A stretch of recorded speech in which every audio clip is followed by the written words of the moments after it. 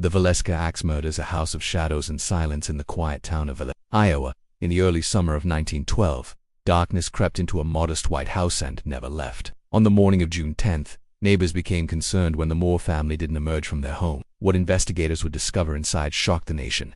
8 people, including 6 children, and the house, still standing, is said to be one of the most haunted homes in America, had been brutally bludgeoned to death with an axe most while they slept. Over a century later, no one has ever been convicted of the crime. There are 4 children and 2 young girls who had been overnight guests. All had been attacked with an axe belonging to Josiah that was left at the scene. The killer delivered dozens of blows, particularly targeting Josiah, whose face was so mutilated he was barely recognizable. A town shattered. The victims were Josiah and Sarah Moore. But what made the scene even more disturbing was what happened after the murders. Oddly arranged alongside a keen slab of raw meat, mirrors and windows had been covered. His crimes followed a similar pattern.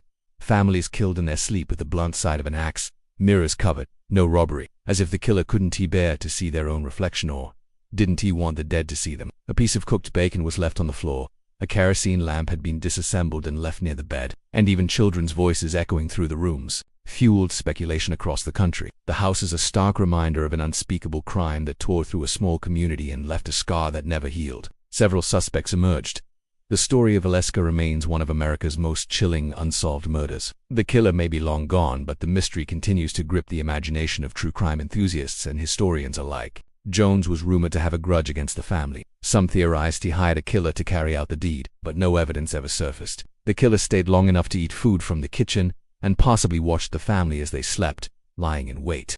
Kelly had been in town the night of the murders and fled shortly after.